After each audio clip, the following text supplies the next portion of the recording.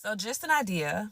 What if we all just celebrated New Year's on the actual New Year's so that we can actually see growth and prosperity happen in our life? Like, what if we stop celebrating New Year's in the dead of winter, in the season of releasing, and actually celebrated New Year's in the spring, in the season of growth? You know what I'm saying? You know what I'm saying? Like, what if we did that? What if we reset our natural biological clocks and we live this existence the way that we're supposed to? What if we did that? Because I'm going to let you in on a little secret. I celebrated New Year's in March this year. I had a very prosperous year. I had a very blessed year. Like, I got everything I wanted and more this year. What if we reset our biological clocks, stop following these European standards, and actually honed in on our divine and our natural rhythm? Y'all with me?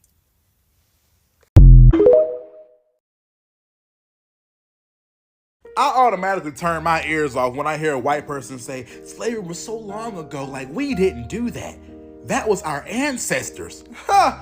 And just like black folks can pass down trauma, can inherit trauma, white folks can absolutely pass down racism.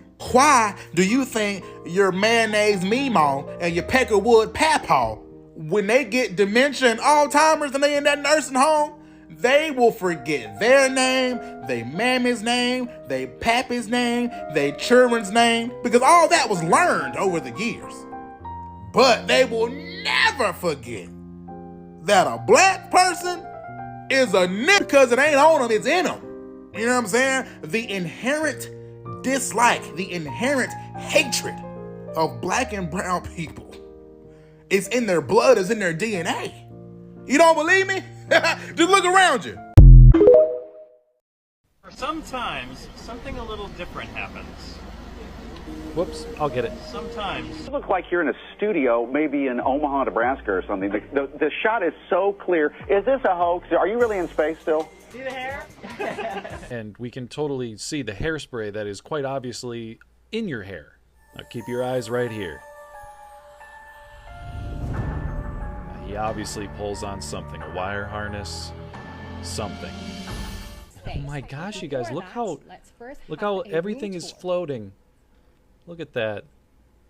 Oh, except the water. Don't look at that. Larry, you're in the shot, Larry. Can you please no, don't put your coffee down. My question is, how can you operate a lid on the outside of the space station by manipulating something mechanical on the inside of the space station without losing air pressure? It's called real good engineering.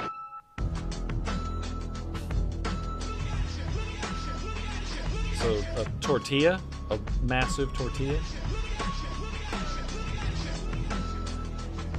Let me know when he figures it out. And you know what I think? I think it all started in the milk in childhood. Why for lunch did they make us drink milk? Why didn't they give us water? Wouldn't it have been more expensive to get cartons of milk instead of bottles of water?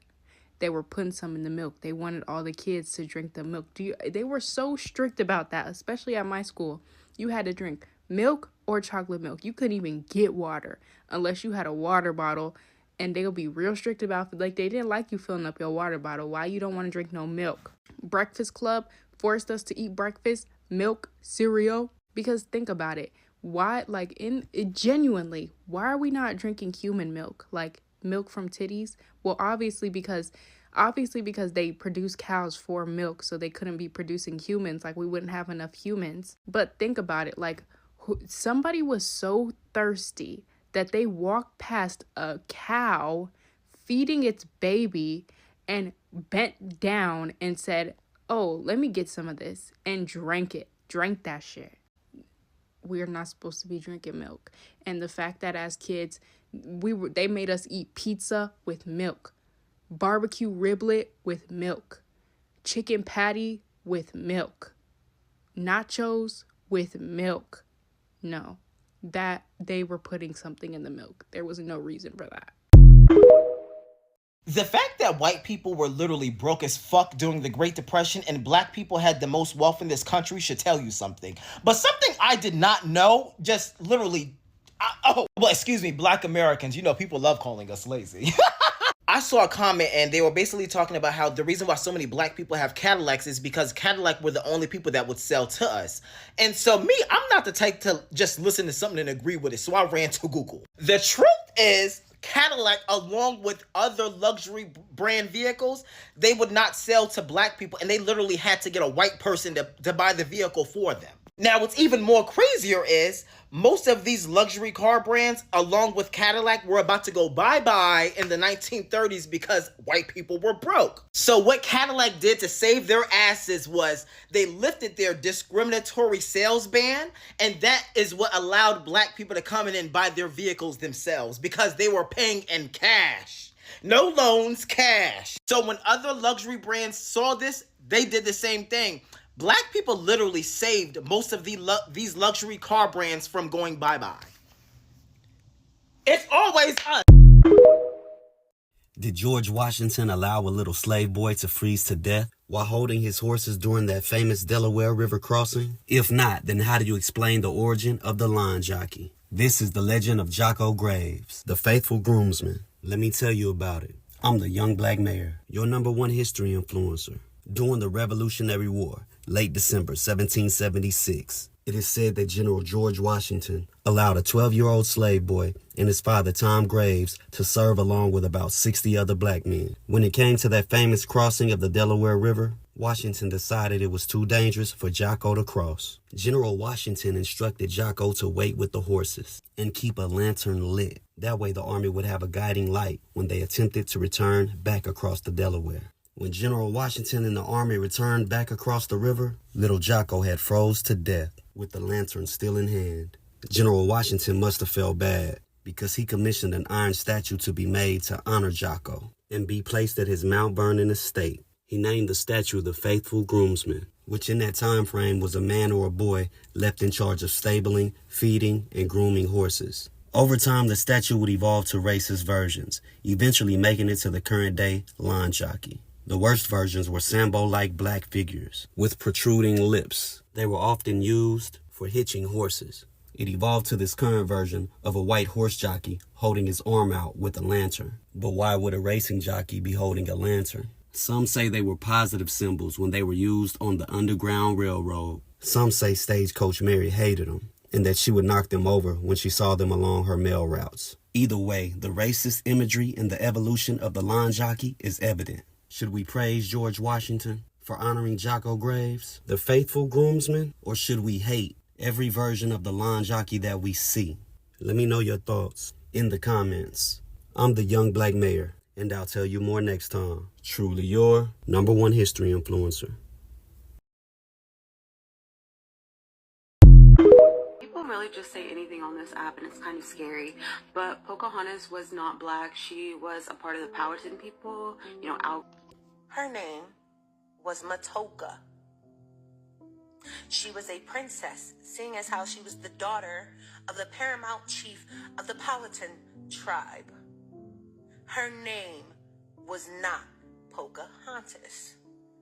She was not some grown woman that fell in love with a man and ran away to Europe and got married. No. She was a 12-year-old girl kidnapped by a 25-year-old man, taken, forced to be married, raped, paraded around like a fucking zoo animal, and then died of infections after bearing the colonizers' children. Her name was Matoka. Pocahontas isn't a thing. That was the name the colonizers gave her. Her name was Matoka. We have not forgotten. And she know what she talking about. History is a lie. Pay attention. How were Jews described in Europe before Ashkenazis became the majority? From Nature, Knows No Color Line by J.A. Rogers, page 123. Quote, Waite says, an interesting gradation of all shades down to the black is exhibited by the Jews. Especially dark were the Jews of Spain and Portugal. The Portuguese Jews were very dark, says Pritchard. The Duchess de Brante, wife of Napoleon's ambassador to Portugal, said that the Jew, the Negro, and the Portuguese could be seen in a single person. So dark were the Jews, especially of Portugal and southern Spain. Now, I know this is a touchy subject with a lot of people. But now that we know that the real Jews were black, let's go to Pocahontas.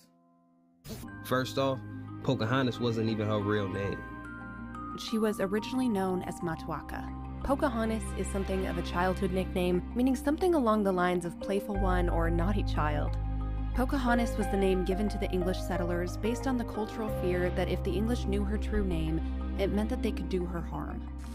And for the adults in the room thinking playful one doesn't really sound like a woman's nickname, I already told you it's Epstein Island vibes. You gotta lock in, pay attention. I don't care what nobody says. The real life of Pocahontas was not supposed to be a Disney movie. Disney gave us the Over the Rainbow. You look like Jeffrey Epstein. Nope. We will never forget the truth. Her name was Matoka. The older generation was scared to speak up, but I'm not. And that's what differentiates us. That's why they consider a lot of the people that's in the new generation now, they consider them disrespectful because we're voicing our opinions instead of swallowing our trauma. We're not swallowing the pain no more. We're not looking over the toxic cycles of dysfunction. We're calling it out, even if it's your mama, even if it's your daddy, even if it's your sister, your brother, your auntie, whoever, even if it's your friend, I'm calling out the dysfunction. See, that's the thing. Erykah Badu said something that was really profound, and she said, in order to figure out what's poison in a garden, sometimes you got to disturb the roots. And that's what people don't understand. Healing is messy, baby. When you are breaking those generational curses from dealing with long cycles of narcissists, long cycles of alcoholics, long cycles of abusers, you got to disturb some stuff. You got to disturb some stuff. You got to call out the truth. And then, but when you do that, they're going to make you the villain. But that's okay, though. Because I learned for so long, I was suffocating a part of me that was connected to my testimony. This could help heal somebody else that's scared to speak out about it. But they're going through the same exact thing. But the whole time, I'm protecting the feelings of somebody else who don't even care about me enough because they bleeding on me, because they got a mask up, because they don't even want to be vulnerable. They don't even want to be loving. They hide in a version of themselves that they were supposed to connect with, but they stopped because they got hurt. They got hurt when they was probably 18 or 19, or they didn't receive something from their parents. So they said, you know what, I'm going to repeat these same cycles. But you know what, I had to sit and think. I was feeling bad for them at first. But I had to sit and think, and I'm like, Brie, if you can start healing your own problems at 25 years old, a liable adult that is in their right mind could have did the same thing. They chose not to. So guess what I'm going to do? I chose to live authentically myself. I choose to live out, heal out loud, and heal in silence at the same time. And if that offends you, whoop-de-doo. If that offends you, whoop-de-doo. Because I'm not living in silence about the same thing that needs to be advocated about. I'm not brushing disrespect under the rug, but at the same time, we need to address that. The older generation didn't want no accountability. They wanted to sit in the same toxic relationships. They wanted to stay with that family. Oh, but that's family, though. They disrespected me, but that's family, though. They don't care nothing about me for real, but that's family, though. They abuse me, but that's family, though. Nah, baby, that's not family. They really your enemy.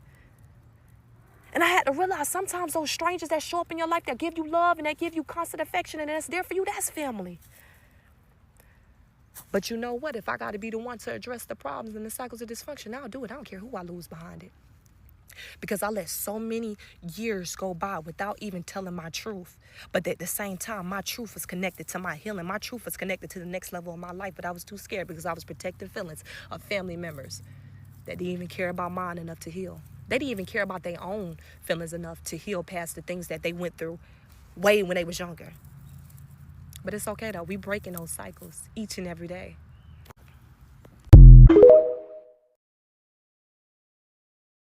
When family members pass, it means that something great is about to happen in your life, and you need guidance from the other side. What's up?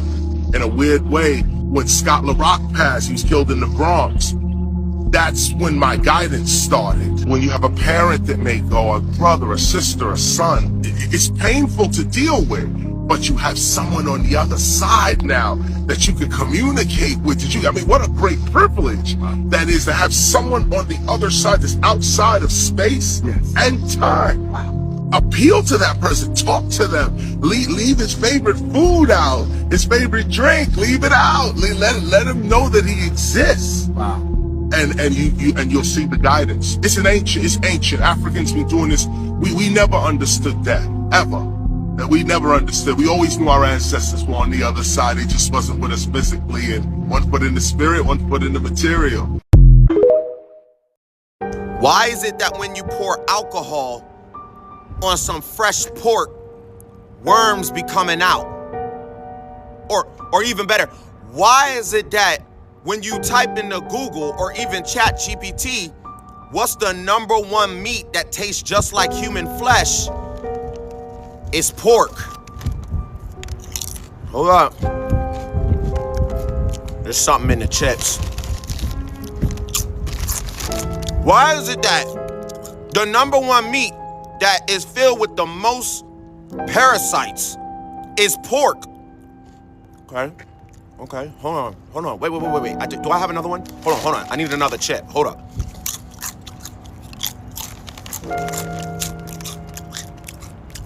Why is it that when you put a parasite under a microscope, it looks like a demon?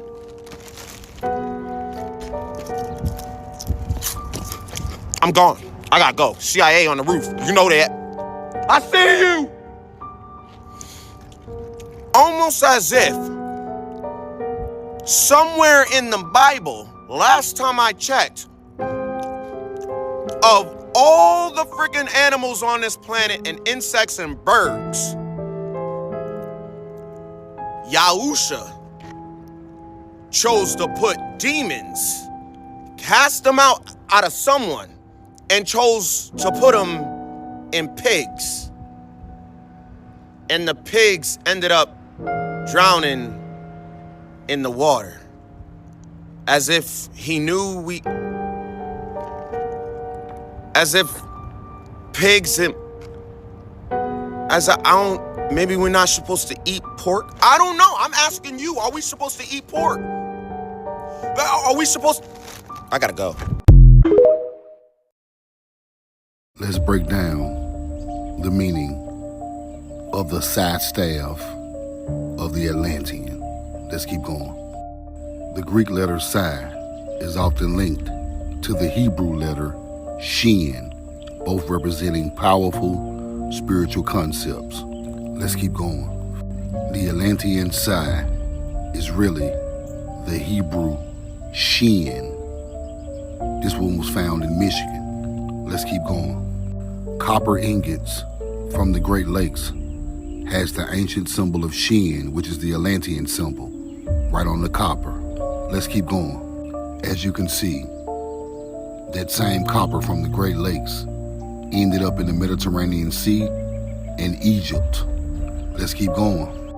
Showing that the real Atlantean is a Timerican with that same Hebrew symbol of Shin, which became Psi in Greek. We know the truth now.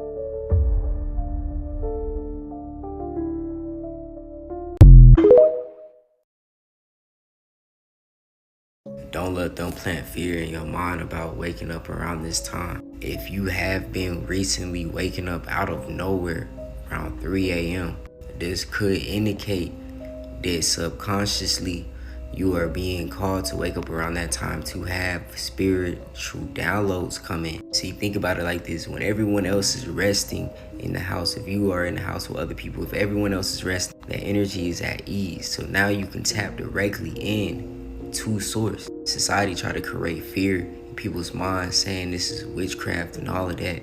But truth be told, no, you can wake up, write affirmations, manifestations, and really take advantage of this time where the energies is really more intense. If you're one of the ones that have been waking up, you know what I'm saying, around this time, get a journal and start writing down, you know, how you feel in that moment. You know, like the dreams that you just experienced. You will get the answers from your own intuition.